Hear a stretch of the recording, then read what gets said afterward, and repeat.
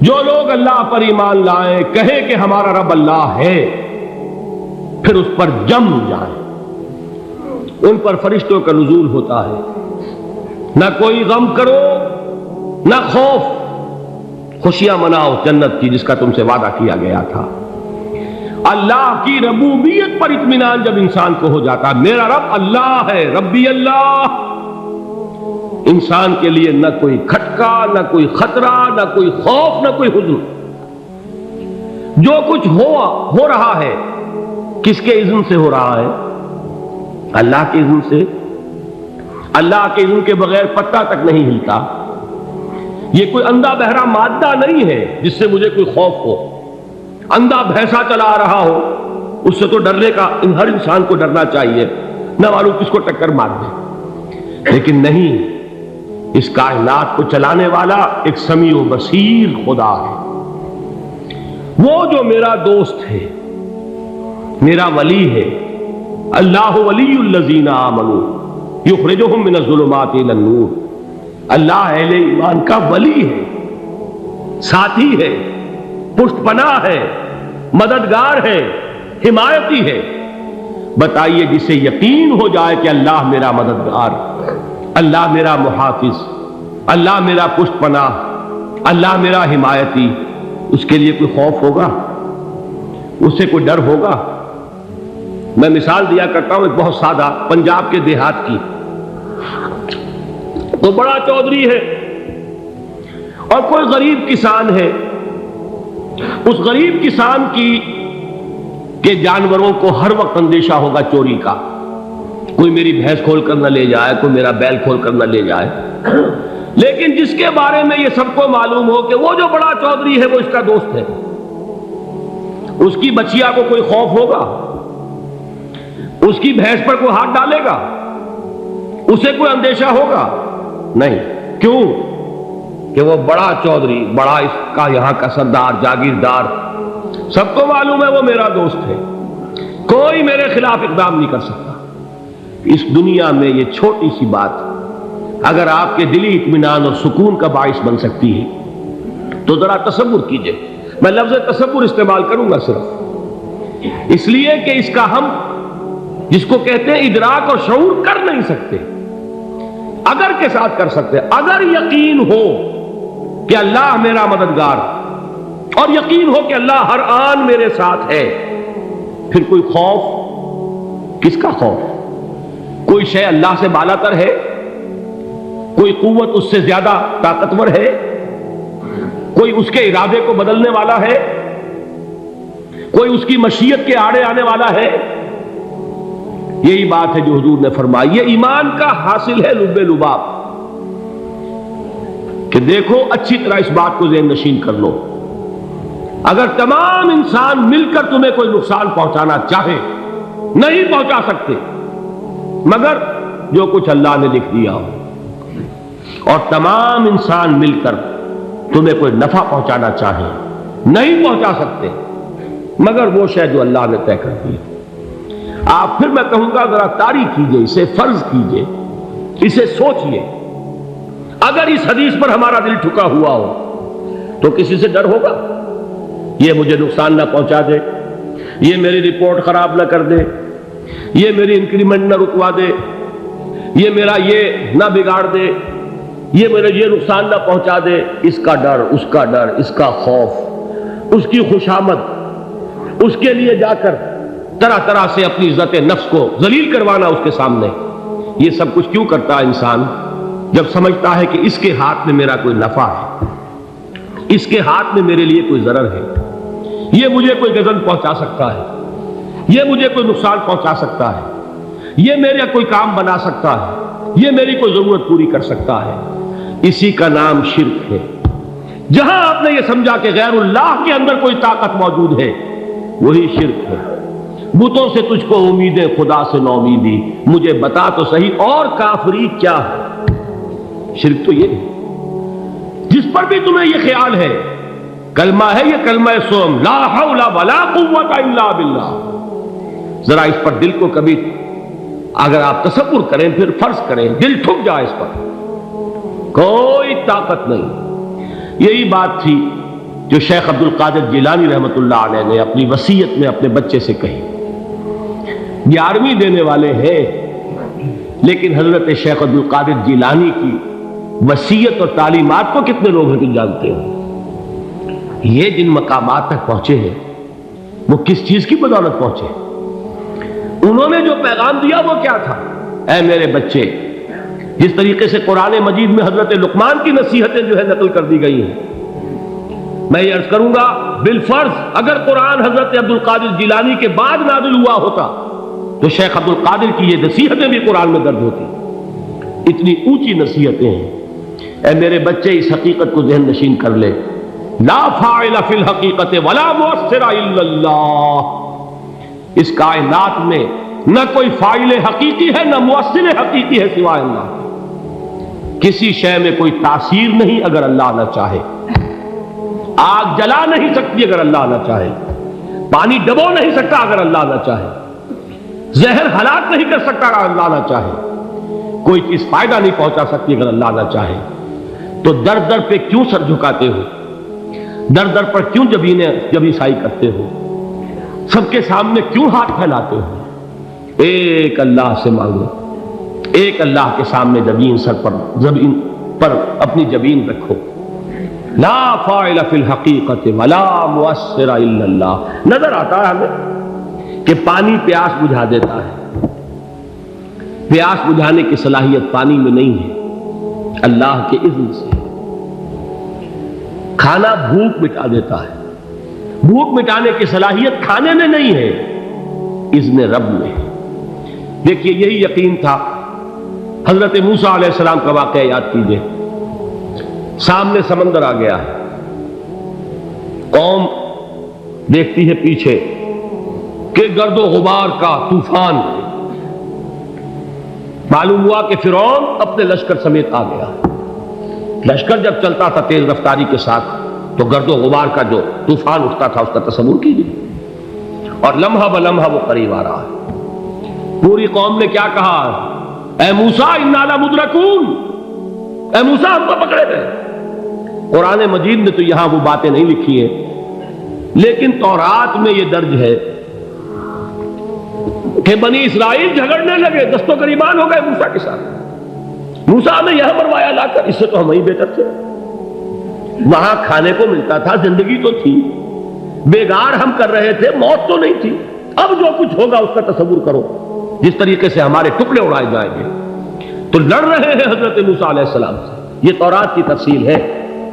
قرآن میں صرف اتنا آیا ہے، پریشان ہو کر انہوں نے کہا انا لمدرکون. موسیٰ ہم کو پکڑے گئے. اس وقت موسیٰ کا جواب کیا ہے؟ کلا ان معی ربی سیہدین. نہیں، میرے ساتھ میرا رب ہے، وہ راستہ دے گا. بتائیے کہاں راستہ نظر آ رہا ہے؟ یہ ہے ایمان بالغیب. راستہ نظر نہ آئے تب اللہ پر یقین ایمان ہے. جیب میں پیسے ہوں اور تب دل کو اطمینان ہے تو ایمان کس پر ہوا؟ پیسے پر، اللہ پر نہیں. جب وسائل و ذرائع نہ ہو اور پھر یقین ہو کہ اللہ مسبب الاسباب ہے، وہ اسباب کا پابند نہیں ہے، وہ اسباب کا محتاج نہیں ہے، اسباب اس کے محتاج ہے. اگر یہ یقین ہے تو اللہ پر ایمان ہے. یہ نہیں ہے تو تمہارا ایمان اسباب پر ہے، وسائل پر ہے، ذرائع پر ہے، مادیات پر ہے، اللہ پر نہیں. اس وقت کہاں راستہ تھا؟ کوئی راستہ تھا؟ سمندر ہے اور ادھر سے لشکر آ گیا ہے. کلا ان معی ربی سیہدین. اب دیکھیے ایمان کہہ دینا آسان ہے، ہوا معکم اینما کنتم. جہاں کہیں بھی تم ہوتے ہو اللہ تمہارے ساتھ ہوتا ہے. لیکن اس کا یقین قائم ہو جائے تو زمین و آسمان کا فرق واقع ہو جائے. یہی بات ہوئی حضور کے ساتھ. غار ہے، چھپے ہوئے ہیں محمد رسول اللہ اور آپ کے وہ یار غار ابو بکر صدیق رضی اللہ تعالی عنہ. اقبال نے حضرت ابو بکر کی شان میں چند اشعار کہیں صرف، لیکن واقعہ یہ ہے کہ بھاری بھاری نظموں پر اور قصیدوں پر بھاری ہے. طویل ترین نظمیں اور قصیدے ہوں ان پر بھاری ہے. ہمتیں ابو بکر کی ہمت جو ہے کشت ملت را چو ابر، جیسے بارش سے کھیتی اپجتی ہے، ابو بکر کی ہمت اور عزیمت اس امت کو اسی طرح سینچنے والی ہے۔ ثانیے اسلام و غار و بدر و قبر، وہ دوسرے تھے اسلام میں، دوسرے پہلے کون تھے؟ انا اول المومنین، حضور فرماتے سب سے پہلا ایمان لانے والا میں، دوسرے ابو بکر۔ ویسے ہمارے ہاں یہ چلتا ہے اختلاف، حضرت علی پہلے ہیں کہ حضرت ابو بکر پہلے ہیں، لیکن اس میں بڑی خوبصورت تطبیق قائم کی ہے علماء نے، اور بہت صحیح ہے۔ چار کے بارے میں فیصلہ ہی مت کرو کہ کون پہلے، ان کی ایک عجیب تقسیم کر دی ہے۔ آزاد مردوں میں، بالغ مردوں میں سب سے پہلے ابو بکر، بچوں میں سب سے پہلے علی، خواتین میں سب سے پہلے خدیجہ، اور غلاموں میں سب سے پہلے زید بن حارثہ۔ بڑی پیاری تقسیم ہے، یہ چاروں ہی پہلے ہیں، ہر ایک کے لیے اولیت ہے۔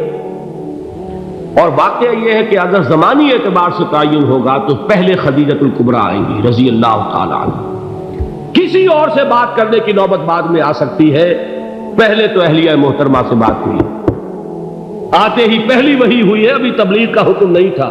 کس کو بتایا واقعہ؟ ابھی اپنی نبوت کی تبلیغ کا تو حکم ہی نہیں آیا، واقعہ کس کا ہے؟ وہ خدیجہ کا ہے۔ جب کہا ہے کہ خشیت علی نفسی، مجھے اپنی جان کا اندیشہ ہے، تو کیا جواب دیا خدیجہ نے رضی اللہ تعالی عنہا؟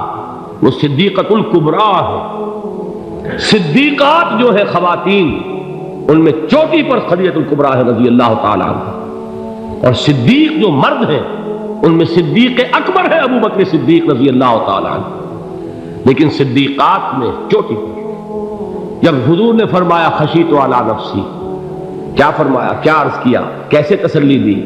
نہیں نہیں، اللہ آپ کو ضائع نہیں کرے گا، آپ غریبوں کے ہمدرد ہیں، آپ مساکین کے تکالیف رفع کرنے والے ہیں، آپ بیواؤں کی سرپرستی کرتے ہیں، آپ مسافروں کی خدمت کرتے ہیں، اللہ آپ کو ضائع نہیں کرے گا۔ یہ یقین ہے اس خاتون کے اندر۔ خیر وہ ایک علیحدہ بات ہو جائے گی۔ میرے دل پر حضرت خدیجہ رضی اللہ تعالیٰ عنہ کی شخصیت کا بڑا گہرا نقش ہے، جو وہ کوئی اور ہی وقت اور موقع ہوا تو بیان ہوگا۔ بہرحال اقبال نے ایک مصرے میں جو چار اولیتیں جمع کر دی ہیں، ہمت او کشت امت را چو ابر، ثانی اسلام و غار و بدر و قبر۔ اسلام میں حضور کے بعد پہلے کون؟ ابو بکر۔ غار میں حضور کے ساتھ کون؟ ابو بکر۔ بدر کی رات اللہ کا رسول سر سجود، وہ جھاڑ، وہ گھاس پھوس کی جو جھوپڑی بنائی گئی تھی، اور وہاں تلوار ننگی لے کر پہرا دینے والا کون؟ ابو بکر۔ اور اس حجرہ عائشہ میں محمد کے بعد سب سے پہلے دفن ہونے والا کون؟ ابو بکر رضی اللہ تعالی عنہ صلی اللہ علیہ وسلم۔ وہ جو معاملہ میں سنا رہا تھا غار ثور کا، حضرت ابو بکر بھی حضور کے خیال سے لرز گئے ہیں۔ آپ کو یاد ہوگا کہ جا کر پہلے تمام جتنے سوراخ تھے انہیں بند کیا ہے، ایک سوراخ رہ گیا تھا جس کو بند کرنے کے لیے کوئی کپڑا نہیں تھا، وہاں اپنی ایڑی رکھی ہے، تب کہا ہے حضور سے تشریف لائیے، اور اپنے زانو پر حضور کو لٹایا ہے، اور وہاں کسی موذی جانور نے کاٹا ہے، حضور کی آنکھ لگ گئی تھی، اس وقت اس بل کے اندر جو بھی بچھو ہے کیا ہے واللہ عالم، اس نے کاٹا ہے، اس کی تکلیف کی وجہ سے ابو بکر کی آنکھوں سے آنسو ٹپک گئے، حضور کے چہرے مبارک پر پڑے ہیں، تو حضور جاگے ہیں، معاملہ کیا ہے؟ ایڑی نہیں ہٹائی وہاں سے، مبادا وہ جانور وہاں سے نکل کر محمد الرسول اللہ کو کوئی گزن پہنچا دے، ابو بکر کی ایڑی ہے، جس طرح چاہے کھا لے، ختم کر دے، جان نکل جائے تب کوئی آنچ آئے، محمد پر تو آئے، لیکن جیتے جی نہیں۔ وہ ہے ابو بکر۔ حضور کے خیال سے اس وقت حضور نے پھر اپنا لعاب دہن لگایا ہے، اور اس سے پھر آپ کی تکلیف ختم ہوئی۔ جیسے خیبر میں حضرت علی کی آنکھ دکھ رہی تھی، اس کو جو شفا حاصل ہوئی ہے وہ بھی حضور کے لعاب دہن سے ہوئی۔ تو بہرحال اس وقت انہوں نے کہا ہے کہ اے نبی یا رسول اللہ، اگر اس وقت ان میں سے کسی نے غیر ارادی طور پر بھی اپنے قدموں کی طرف جھانک لیا تو پکڑے جائیں گے۔ کیا جواب تھا اللہ کے رسول کا؟ لا تحزن ان اللہ معنا، اللہ ہمارے ساتھ ہے، کیوں گھبراتے ہو ابو بکر؟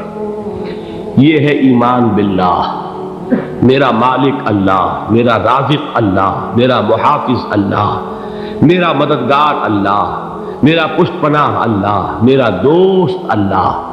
یہ دوستی ہے اللہ کی جو لب لباب ہے، حاصل ہے ایمان کا، اسی کا نام ولایت ہے۔ اولیاء اللہ کے سروں پر سینگ نہیں ہوتے، جس کے دل میں ایمان راسخ ہو چکا ہو وہی اللہ کا ولی ہے، جسے اللہ پر یقین ہو چکا ہے وہی اللہ کا ولی ہے، جسے یقین ہے اللہ میرے ساتھ ہے، میرا مددگار، میرا پشت پناہ، میرا ساتھی، میرا دوست، میرا محبوب، میرا محب۔ اللہ اہل ایمان سے محبت کرتا ہے۔ واللہ یحب الصادقین، ان اللہ یحب الذین یقاتلون فی سبیلہ صفا کانہم بنیان مرصوص۔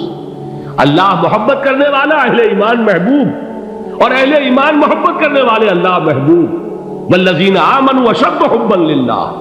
آپ تصور کیجئے جسے یہ رشتہ ایمان یا رشتہ ولایت حاصل ہو جائے، الا ان اولیاء اللہ لا خوف علیہم ولا هم یحزنون، آگاہ ہو جاؤ، اللہ کے دوستوں کے لیے نہ کوئی خوف ہے نہ کوئی حزن ہے۔